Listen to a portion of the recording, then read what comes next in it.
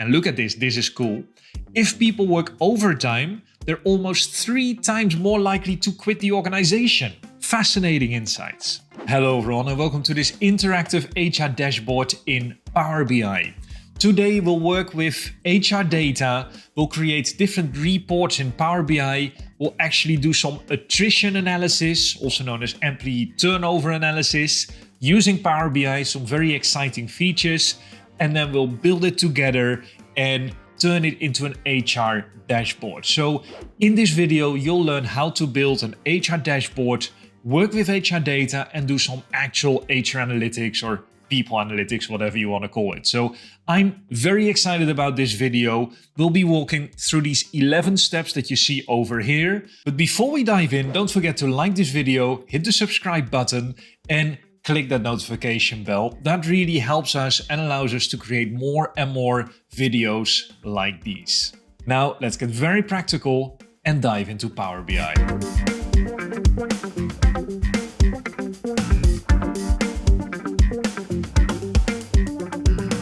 In today's video, we'll first of all load the data into Power BI.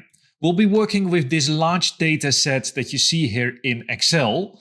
That has 2 tabs, one with our HR information system or HRIS data, and one with different engagement scores from our last engagement survey. So these 2 data sets in an Excel file will import into Power BI.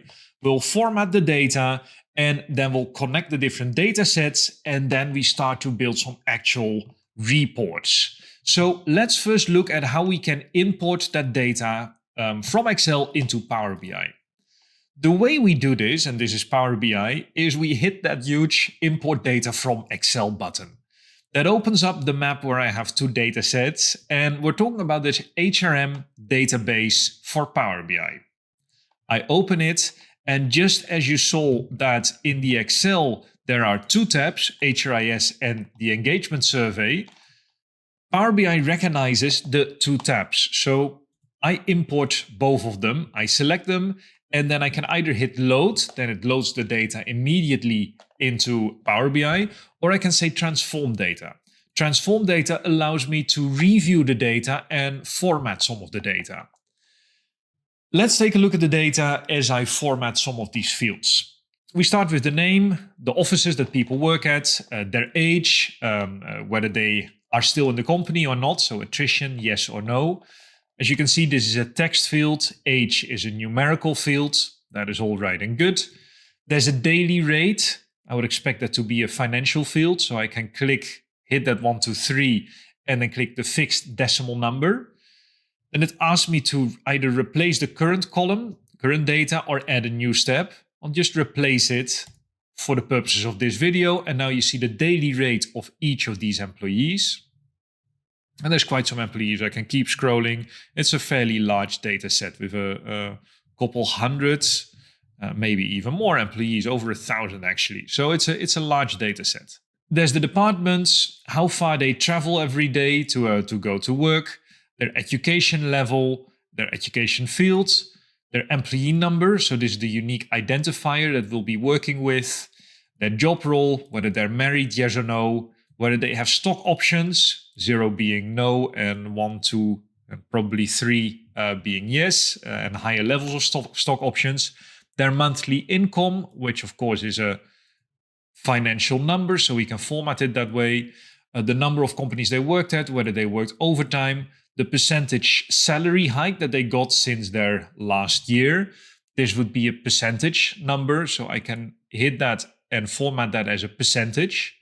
Now, the interesting thing is that Power BI assumes that 11% is 1100%.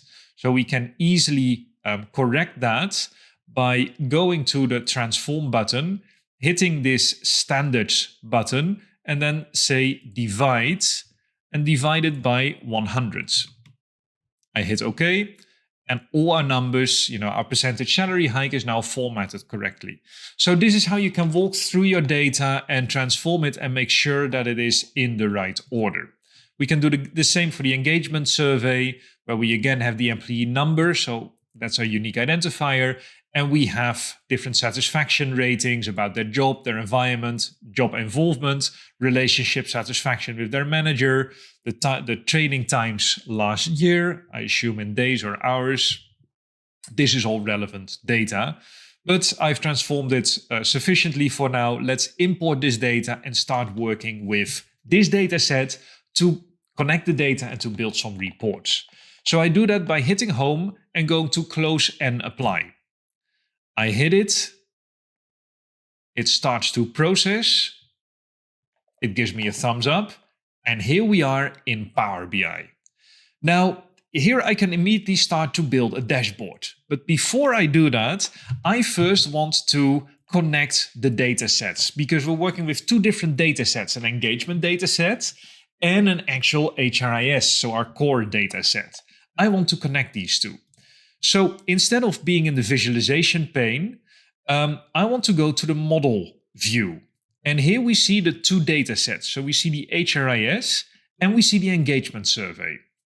What I want to do, and Power BI already did it for us actually, is we want to connect the employee number in one data set with the employee number in the other data set so that Power BI can draw from both data sets and can analyze employees and pull that data from two different data sets.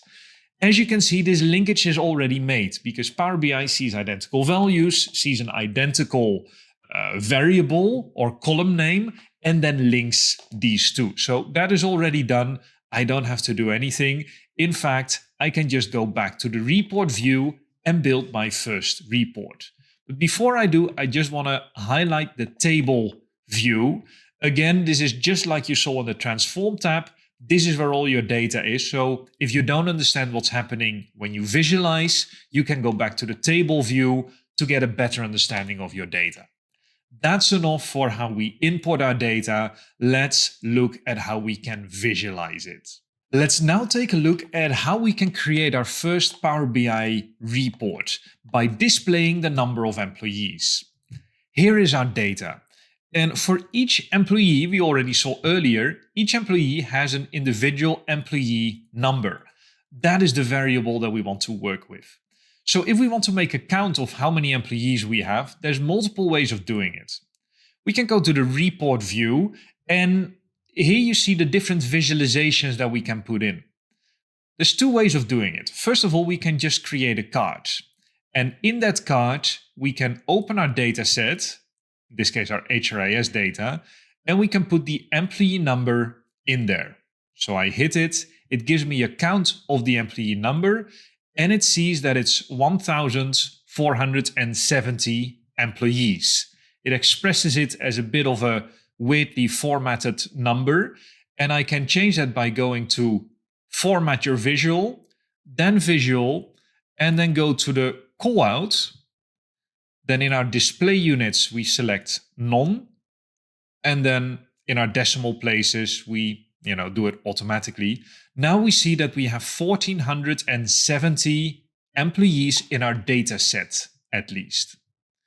The other way of doing it is through artificial intelligence. I can give the Q&A, and I can essentially ask Power BI any question I want. So I say, what is the count of employee number? So the count of HR is employee number. I hit that and immediately it gives me the result. So I think this is the more exciting way of doing it. So I can just go to the Q&A, ask it any information I want, and it will provide me with this information. I can also ask it, for example, the count of attrition as a yes value or attrition as a no value. Again, it gives me the two different numbers, and now I know that of the 1,470 employees in my dataset, about 1,233 of them are still active in the company. This is how you use artificial intelligence actually in Power BI to answer some of your basic reporting questions. So this is the first number that we've reported on. Let's go to our second question, which is about the staff gender breakdown. Let's look at our data set and figure out what is the gender breakdown in our data set. Here you see gender, and you see that it's reported in a binary way. I only see male and female. So in this data set, if we want to visualize it, we can go to the report view, create a pie chart, for example. In that pie chart, we find gender. That is the legend that we want to add. So we want to split it between males and females. And then in the values, again, we can take the count of the employee number. Et voila, here are the males and the females in our data set. We can visualize it in different ways, so using different charts. We can actually easily switch these charts, but I think a donut chart is a nice way of visualizing it. Now, I can also visualize this by going to the Format Your Visual. I open the slices here, and then for males, I can give it one color. For females, I can give it a different color. And this is how we can actually start to work on some of the visualizations.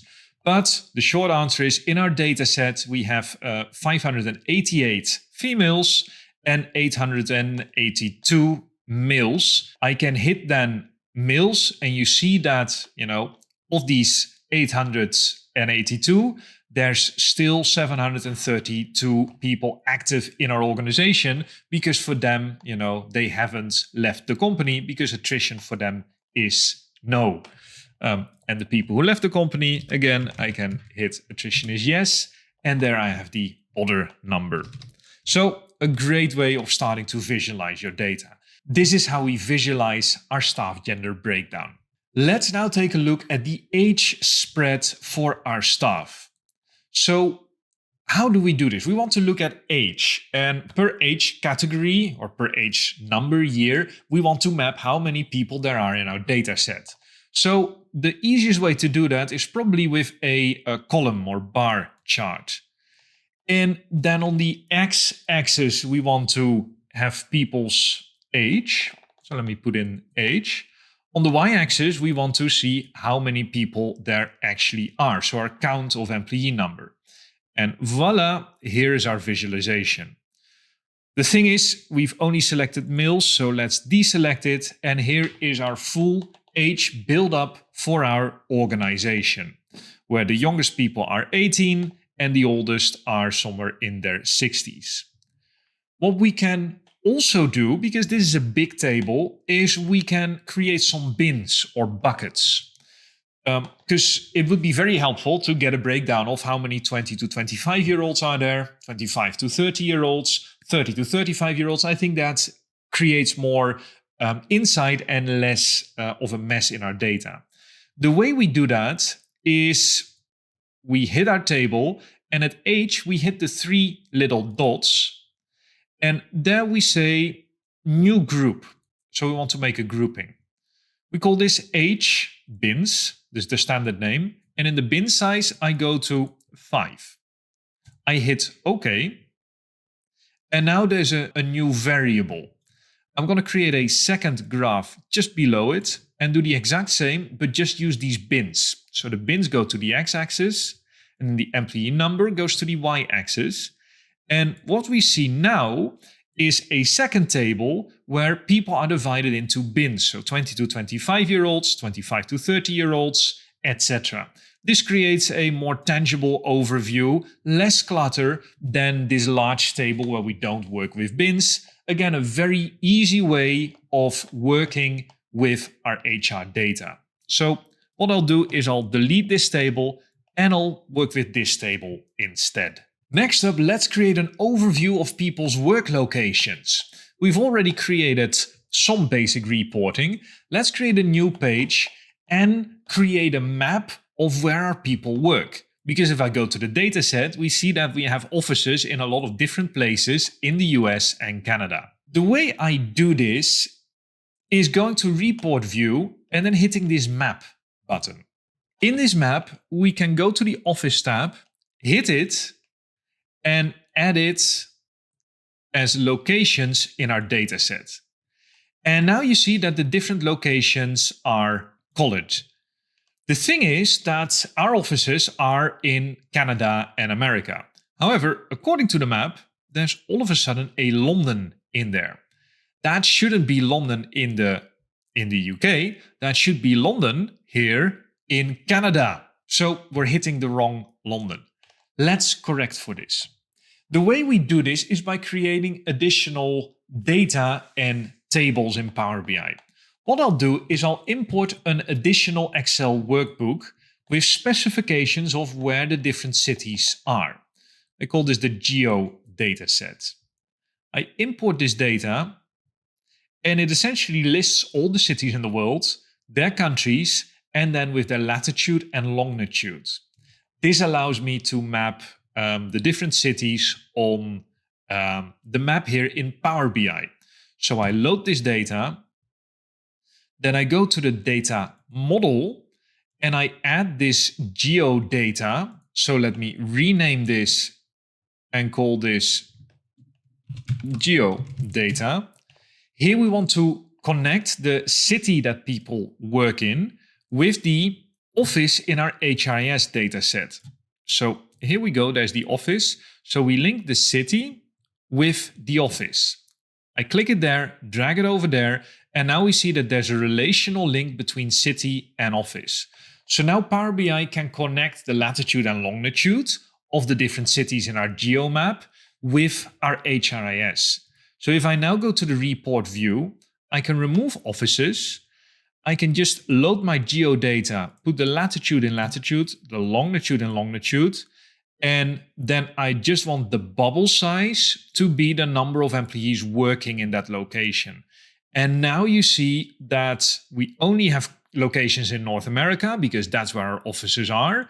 And the size of the bubble represents the size of the employee population there. So in Minnesota, we have 51 employees.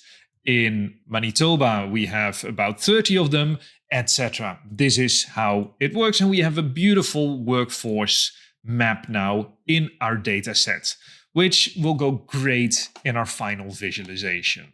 Now, let's do some real people analytics. We're going to challenge Power BI to do some employee turnover analytics or attrition analytics.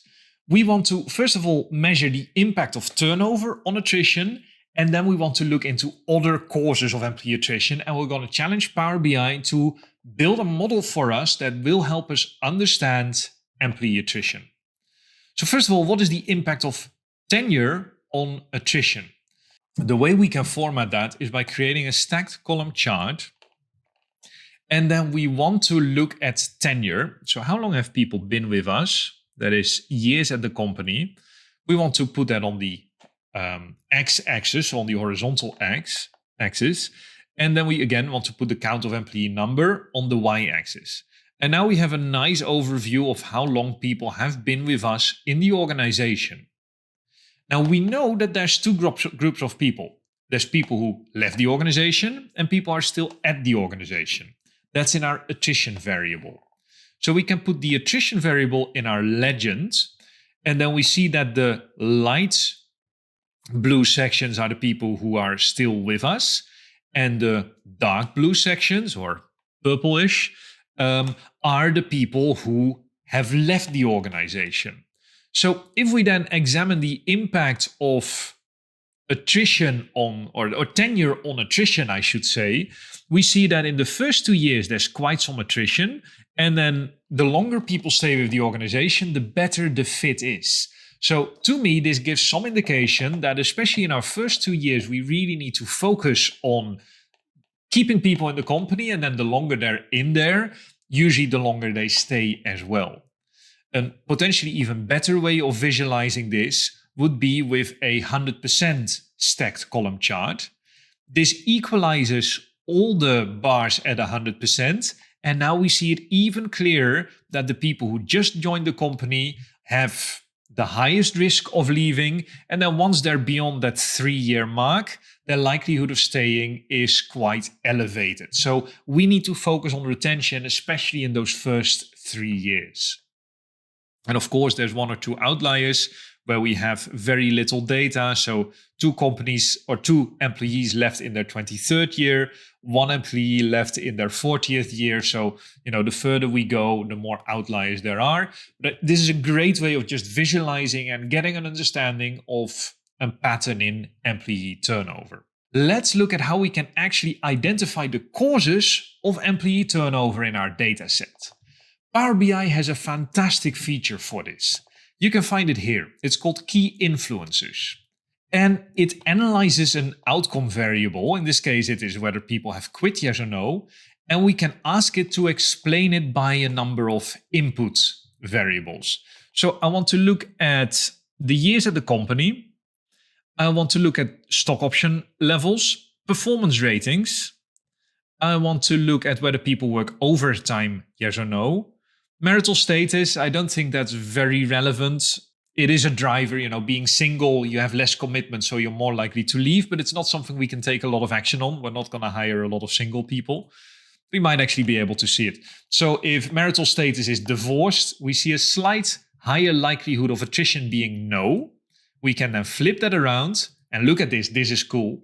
If people work overtime, they're almost 3 times more likely to quit the organization. I hit it. And then you see that if overtime is yes, then attrition is much more likely than for the people who don't work overtime. Fascinating insights. Again, if people have been at the company for 1 year or less, they're much more likely to quit than when they've been at the company slightly longer. Makes sense, but it also is a prompt for us to really review whether we're onboarding people the right way and hiring the right people. And then if marital status is single, this is not very actionable, but we see that single people usually have less commitments, so it's easier for them, financial commitments, also location commitments. They can more easily move away, move somewhere else, so they're more likely to leave the organization as well, compared to married and divorced people in this case. All quite interesting. Let's add people's business travel in there as well. I think that is also a variable. And then we can also look at job satisfaction and all the other HRM or engagement survey data. I'll keep the model simple for now. We see that overtime is a key driver. People being at the organization for 1 year or less is a driver. If business travel is frequent, then we also see that it's a big reason for people to leave the organization. And when job satisfaction is at its lowest level, 1 or less on a 5-point scale, we also see a much higher likelihood of leaving. What is great about this is that you can create segments. So you can create these kind of personas that we really should focus on in order to retain people in the organization. Segment 1 is people who are single and who work overtime. That's a no-go. They want to do other things, hang out with friends, go to the gym. That is a segment that has a much higher level of attrition than people who are in different roles. Maybe if they're not single, they work overtime for a very specific purpose, to earn more money, to provide for their family. I don't know what the reason is, but there's a potential narrative there that is worth looking into in order to retain people at the organization longer and make sure that they're happy in their job. Let's look at that second segment. This segment here, 25% likelihood of leaving. Marital status is not single. Overtime is yes, but they don't like their jobs. So, maybe we should just provide and ask people to work overtime is if they really love their jobs, because that might be a key reason for people to stay longer and don't mind working overtime. But for people who, have job satisfaction of 3 or below, measured on a 5-point scale, we see again that that's a segment that is more likely to leave. And here it's people who don't have overtime, but who just joined the organization. So that years at the company variable, we've seen that a couple of times, is a key reason for people to leave. Probably because something is going wrong in the onboarding or in the hiring process. We're not good enough at keeping people engaged in the organization in their first couple of years. So this is a great example of how you can do an analysis and get a sense of what are the reasons why people are leaving the organization. And I can expand this by adding a lot more variables, and this model becomes more and more complex, which I think is really very cool. It's not the most accurate statistical analysis, but it does slice and dice your data and give you some indications of where and why attrition might be happening. And I think that is fascinating. Now let's continue building our report and look at income per department. The way we do this, let's go back to our original report. How do we measure the income per department? We can do that by creating a pivot table, and in Power BI they're called matrices, a matrix. Here on the rows, we want to look at the department. So we put the department in the rows. And then in the values, we put the monthly income. Not as a sum, because then it adds everything up and it's a big monthly income. No, we take an average. So here you see that the average monthly income is quite steep for a lot of these roles. In HR is slightly lower than in R&D, and in sales it's the highest. This is how you create a very quick pivot table in Power BI, a good example of how you can pull that data in. Let's take a look at how we can report data using AI. The way we do this is we go to this Q&A box and we can essentially ask it any question. So if we say, what is the income by department? We can ask it and it immediately shows, in this case, the sum of monthly income. So I can say then the average income by department, and boom, we immediately have the same visualization that we created earlier, but then as a bar chart. And I think I actually like this one better than the table that I made before. Although this creates a better overview, I think, in the difference. It creates more of a distinction. Great example of how you can use artificial intelligence in Power BI. Now let's bring this all together and build our HR dashboard. For this, I'll remove some of the elements and I'll start to format our dashboard and create something that is nice to look at. So let me move some of these graphs and let's now build our HR dashboard. There we go. So what is some of the information that we want on our dashboard? I think working with a gauge, so a meter, is a nice way of managing or mapping some of our, for example, job satisfaction. So I hit that gauge button, then I hit job satisfaction. I don't want the sum, I want the average of job satisfaction. And there we see that it's nicely formatted. Still need to tweak it a little bit. In order to do that, I go to formatting the visual. I can change the title into just job satisfaction. I can make it bold. I can map it in the middle. There we go. Then I want the minimum label to be 1 because it's measured on a 1 to 5 scale actually.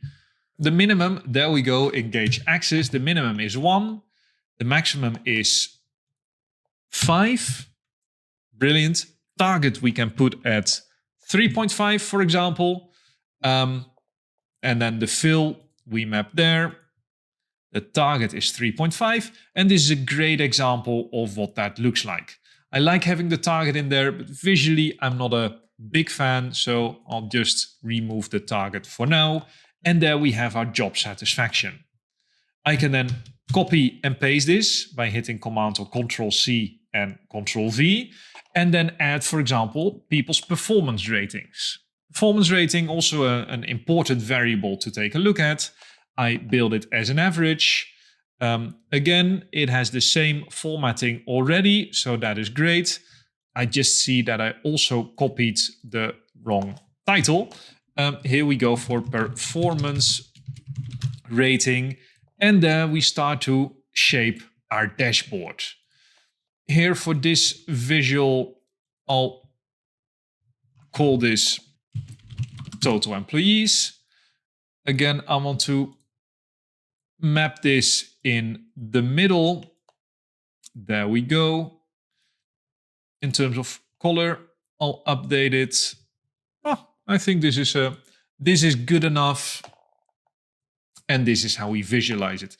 Now, some of these sections will just fast forward as I build and optimize this dashboard. Let's insert a text box with a title. We call this our HR workforce dashboard. We'll make this quite a bit bigger. We'll expand this all the way across the top. I can then add the geomap. Where is it? That beautiful map that we made. I can add the geomap in there as well. Employee count. I'll just ignore this and we'll build the dashboard for all employees for now. And then finally, I can pull that employee attrition analysis, put that here on the side, and build a bit of an overview of what that could potentially look like. There we go. I do think this table is a bit out of the blue. I can potentially remove it. I'm not sure if we need that information. We can always draft that up in a different way. And then I can just do some final styling.